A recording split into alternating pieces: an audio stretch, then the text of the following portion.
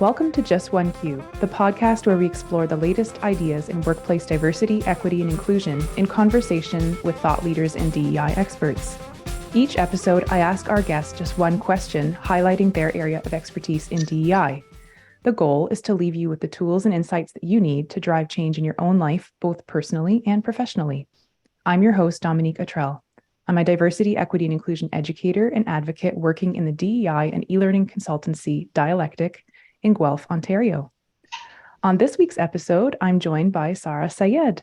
Sara is the City of Guelph's Senior Policy Advisor for Equity, Anti-Racism, and Indigenous Initiatives, which is a relatively new role at the city. And she has extensive professional experience in community organizing, consulting, strategic planning, and leadership. Sara has served as a community services director for the Muslim Society of Guelph, has been on the leadership council of the Guelph-Wellington Local Immigration Partnership, and she serves as a board member for the Guelph General Hospital and for the Guelph Community Foundation. Hello, Sara. It's a pleasure to have you on the show. Hello. Thank you for having me. I'm so excited to be here. Thanks so much for being here. I'm really excited about this conversation too. The question we're going to explore together today is, how can we address systemic racism at the municipal level?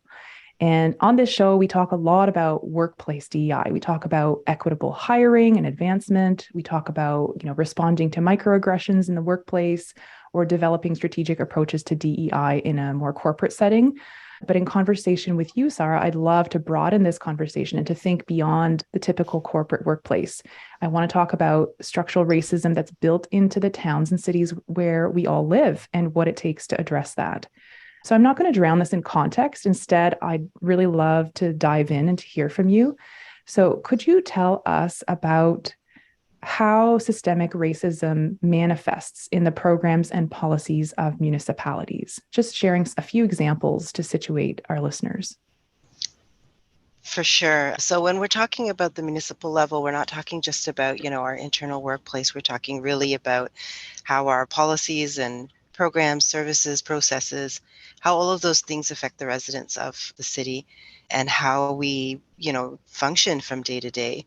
So we really have to take a lens to look at how those things are happening. And if you really think about it, our services, our structure, everything, it benefits a segment of the community for the majority of the time, but it excludes a lot of other people at other times. If there's always some sort of issue or question or thought that you have to say, like, can I or how will I, then that means there's a barrier in place. So if you're accessing city services and things like this, then you should not have to be faced with those kinds of questions before you're coming in, because this is your day-to-day function and how you move about on a regular basis. So one of my favorite examples, and this the Guelph Public Library did just shortly before I started working with the city, is they eliminated all of the library fines. And at that time, not a big deal. Nobody said much. But when budget time came and they requested a little bit of an increase in their budget to make up for some of those losses, people were really upset. Well, why would you get rid of fines? If people can't get things back on time, then they should have to pay a fine for it. And we really didn't think about how it was affecting others or who was really being affected by these.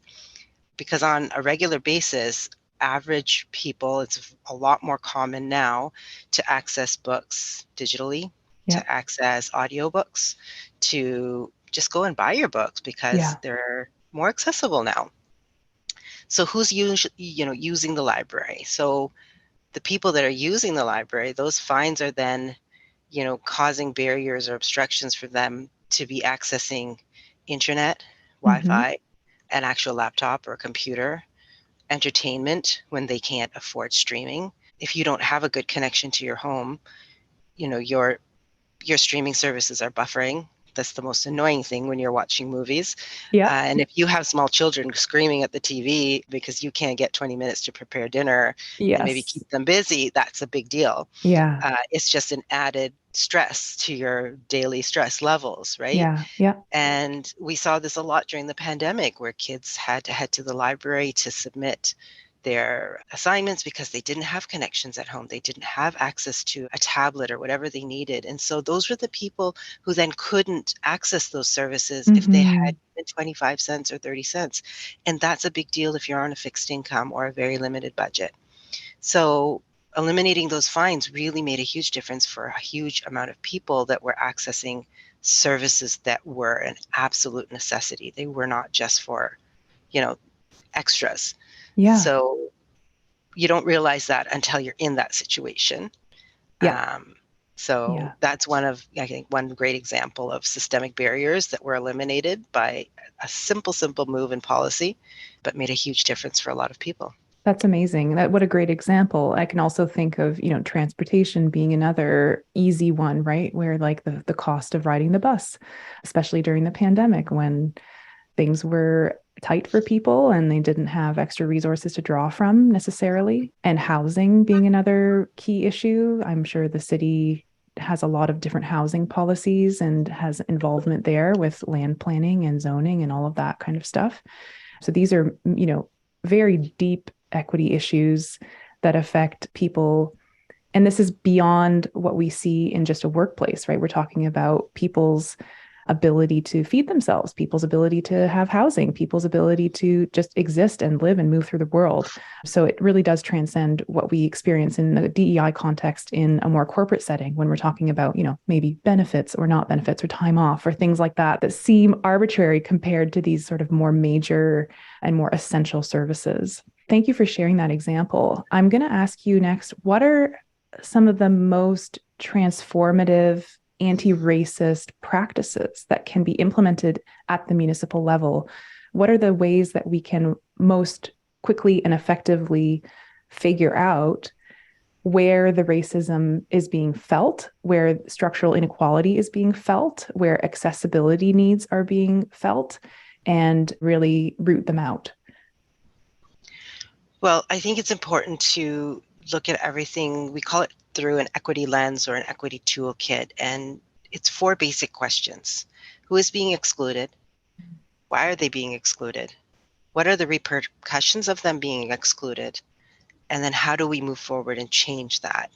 And when you really sit back and think about, and not just operate from a lens of, well, the majority can do this, or, 2/3 of our people can access these services. Mm-hmm. So that's a great amount. Well, what about the 1/3? How, what's the effect on them? What are the repercussions? And how much change is it actually going to take to make sure that that other group, and I'm throwing out random numbers, I have no data whatsoever right now. It's just, how do we make sure that that group of people is also included? And sometimes it could actually be working in the other way. It could be just a small minority are able to access the service the way it is, and it's set there because it's always just been that way. Yeah. And we've never really thought about why it's been this way. And now we're realizing that a majority of people actually cannot access a certain service or cannot get to point A to B because of, the neighborhood happens to be planned. So as more and more research gets done, places get designated that this is a food desert based on how difficult it is to get to a store or a food bank or somewhere where you can purchase food or obtain food. And details like this, because we've always operated under the assumption that everyone has transportation. Right. And now we have to rethink, what is our transportation looking like? What is our transit system looking like? What are our trails looking like? So all of those things, as we really dive into who can access them and who can't access them and why are those people being excluded from that, I think that's some of the simplest questions you could ask for a policy or a service or a program to really just think about how it's being used. Yeah, absolutely. That brings to my mind. So I don't have, for the record, I don't have a very strong background in municipal planning, but some of my colleagues have been steeped in that world and I have sort of some peripheral experience with it. And a frame that has come up and that I have found really useful, it's very similar like to the 4 questions that you've just asked, but it's something called liberatory design. And this is something that it's kind of a collection of both mindsets and modes of working. And the point of it is to really shift the relationship between people who have the power to design policies or make decisions and those who are impacted by all of those decisions and design choices. And so the goal is then to create collective liberation. And there are sort of within this resource questions that are really similar to the ones that you've just asked. So, the act of noticing, who am I? Who are we collectively in our work together? What is my and our team's relationship to opportunity and to institutional power? Seeing the system. So, what inequitable patterns of experience are there, and how are these outcomes playing out in our systems? How do we know? What are we measuring? And then empathizing. So, like, who is closest to the pain? Who is furthest from the power? Who is at the table or not at the table? So, this resource, and I'll throw a link to it or at the bottom in the show notes, but it's a really great encapsulation of some of these thoughts and questions that can drive that. And then there's the work of how, once you have this awareness, right? Once you're asking the right questions, sometimes the things that we need to do to create that inclusion, and even for community consultation, for example, can be quite extensive. So, what are some things that we can do to draw people into processes from which they might be traditionally excluded? Yeah, we've been working a lot on how we engage and how we communicate with the residents of the city, because I think that's one of your first kind of foundational steps. If you don't hear the voices, then you don't know who's being excluded. Right. If you don't hear the voices, then you don't know why they're being excluded. So getting to the voices, so really moving out into the city and going to the places where people are has been one huge change. Realizing the emotional labor that people have to give time and time again when they're asked by organizations, by municipality, by others, what are the issues? So recognizing that and really figuring out a way to help compensate and support that. Because most of the people who are doing the community work are doing that on a volunteer basis. They're doing it above and beyond trying to keep a job, to keep food on the table, and then they're passionate about this work and helping other people, and so they're doing that. So that's really important, is to go to the people, recognize the amount of work and questions.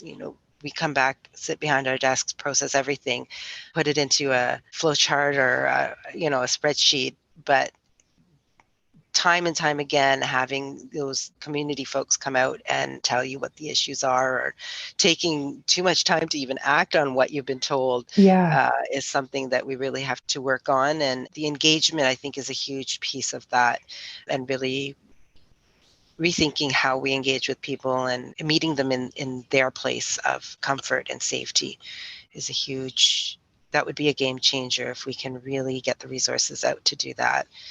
Once you hear from people, then you know where the changes have to be made and what the effects really are, the ramifications of what we're doing. Yeah, that's great. So what I'm hearing is, going to people in the spaces where they are, compensating people for their time. I know sometimes that can mean even things like offering childcare or meals or transportation to community consultation events, and then closing the loop so that people feel like the information that they share is actually being processed and heard and put into action. So those are really valuable insights. And I know that you've talked a little bit about creating safe spaces as well. Do you want to tell me a little bit more about what that means in the context of this work? Yeah, I think safety has a really different definition for everyone, really depending on who they are, what their lived experience may be, and what their life journey has been. So it really has a different context for everyone. And so really making sure that the city is available and accessible in a way that is safe and comfortable to all the residents.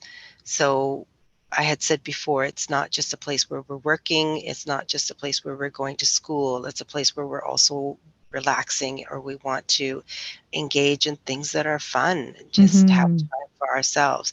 So really, you're looking at making a municipality or a community where you can engage economically, socially, as well as politically, or in a civic sense, and culturally. Right. So having all of those places where you feel safe, comfortable, can connect with, whether it's going out for a bite to eat or catching a show, something that is, that speaks to you, that Right. reflects you, something that is of your interest, as well as schools and programs, recreational facilities that you can access easily, where you can have programming that's suitable for you, that you can play sports and games that, you know, not necessarily competitive. They can be recreational. They Right. can be competitive. For the aspiring, Olympic athlete, there's resources for them as well as Yes. for, the weekend pickleballer.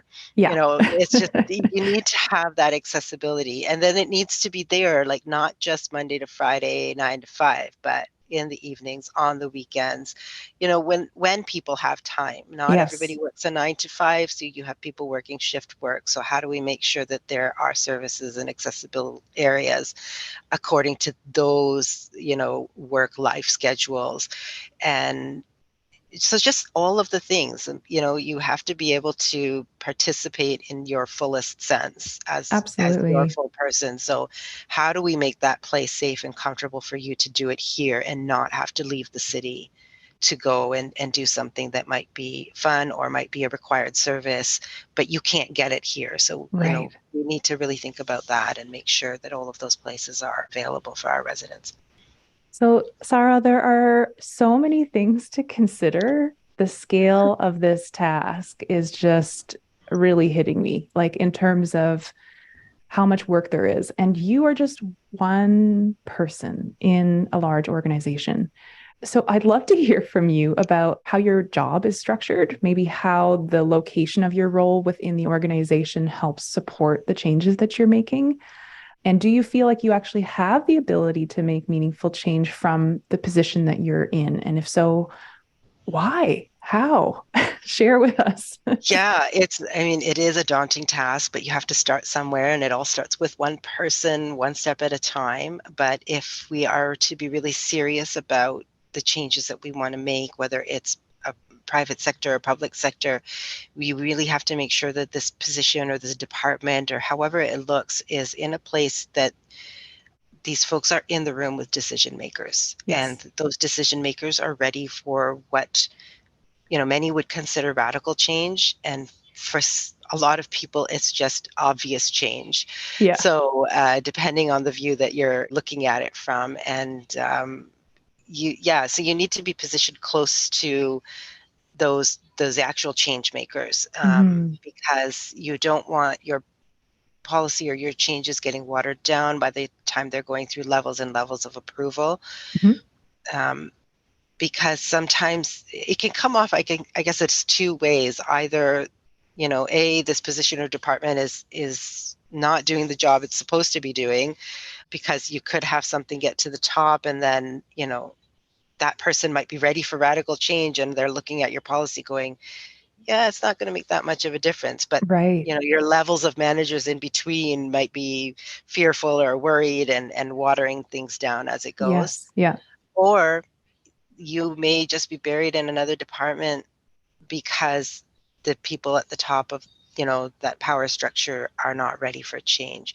So it could be kind of two different ways, two sides of the coin, Yeah. but you need to be in a place where you have that support, those change champions, and people that are ready to work with you and support you. And I've been very lucky at the city that I have a team that has been amazing, very supportive of the changes, but also they're there when you need a break. They're there to make Mm-hmm. you laugh. They're a wonderful, very supportive team in every way possible, as well as, being ready to make those changes. The appetite is there. Everyone that I talk to across departments, the appetite is there. It's just, for the most part, these policies and systems we have are so old, Yeah. uh, that it's about changing entire parameters. It's not just making changes within the same parameters all the time. Right. We have to make some radical changes, and sometimes that's really beyond our control because we're provincially mandated or federally mandated. And so really working in those confines, it Yeah. gets difficult, Yeah. but there's a want there. There's a realization that things have to change. So I think Yeah. I've been lucky in my position, speaking with some other colleagues, counterparts across municipalities. It hasn't been as easy. It's been a lot more of a pushback to what they're doing. So Yeah. Yeah. And often, I mean, certainly in the corporate sector, often, DEI roles can be buried within HR. That's where they often live, or mhm, within corporate services. Sometimes even they are tied to marketing, which is, really speaks to what we're expecting from the outcome, right? We like the position and the location of the role really does speak a lot to the expectation and the power that we're giving this role. So I'm happy to hear that you feel supported, that you're in the room with decision makers, that people are respecting your experience and the knowledge that you bring to this as a community advocate and as a community organizer. Do you have any advice to give to other organizations who are really looking to start this anti-racism journey, whether it's other municipalities or even in the corporate sector? I would say nothing is going to be perfect, so don't wait for perfection. Mm-hmm. You really have to jump in with 2 feet and take some risks and be prepared to say, I'm sorry, we did this wrong. Let us try again. We can be better, because mistakes will happen. I Mm-hmm. am learning a lot on this journey. I have my own lived experience. I don't have other people's lived experience. And sometimes you just have to sit with that and say, I don't know what the other person is feeling. I Yeah. don't know what the other person is experiencing. And I have to respect what they're saying to me right now. Yeah. And I have to then move forward with that in mind. And how do I then make things inclusive for them as well? So mistakes will be made. Mm-hmm. And I think it's really, really important to recognize that if we wait for perfection, then we're not going to get much done. So you keep moving forward with the work, but yeah, you will mess up. Yeah. So Oh, that's a great, I love that. I acknowledge love that. it. Yeah. Acknowledge that. Permission. Yeah, Yeah. permission to mess up and Yeah. keep going forward. Absolutely. And isn't that the truth? I mean, anybody who's been in DEI feels that to the core because mistakes are absolutely inevitable. And it's not a place where you can afford to be hypersensitive. And you got to just be able to acknowledge your mistakes and move on and do it gracefully and do it with connection. Absolutely. So I really appreciate that as a word of advice. And I appreciate that you've been willing to explore this topic with me. There are, I think, so many lessons that can be drawn from what you've said by folks in governmental or paragovernmental organizations. And I believe the same is also true of corporate sector or other NGO folks out there as well. So I guess as we round the bend here, I want to encourage our listeners to really reflect about the approach to DEI that Sara has outlined. So the centrality of her role, the need for an equity lens to be used universally across all policies and programs. And I think another really interesting takeaway is that regardless of our professional lives, we are all the citizenry of towns and cities where we live. And I do want to encourage folks to dig a little deeper. If you have a passion for equity, the municipal stage is ripe with opportunity for transformation. And there are lots of avenues for people to get involved. So if you're curious about Sara's work at the City of Guelph, make sure to keep up with her on LinkedIn, and you'll find the link there to Sara in the show notes. Sara, I have one last bonus question for you. Is there any person or organization whose work you'd like to amplify here today? If this is like a shout out, then I'll give the shout out to all the community organizers and folks on the ground doing the hard work. Those are the voices that we need to reach out to listen to, because they are living it and doing it, breathing it every single day, making huge changes with very little resources. Mm-hmm. And so I think it's really, really important to listen to what they have to say and support those organizations in any way that we can. And really, I think my goal is to make policy and programs in a way that allows them to do their work better.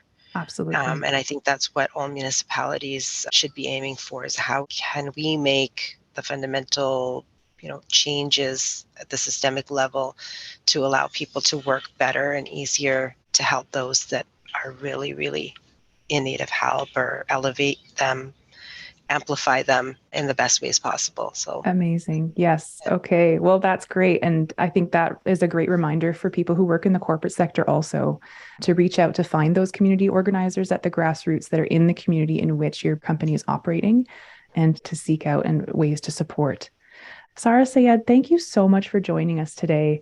And as always, I welcome any of our listeners to reach out to me if you'd like to be a featured guest on this podcast, or if you'd like to sneakily nominate someone. You can find my email in the show notes. And if you like what you're hearing, please leave us a rating and a review, or share this episode to your own socials. It truly does help the podcast get into more ears. I'm Dominique. Thanks for listening, and see you next time on Just One Cue.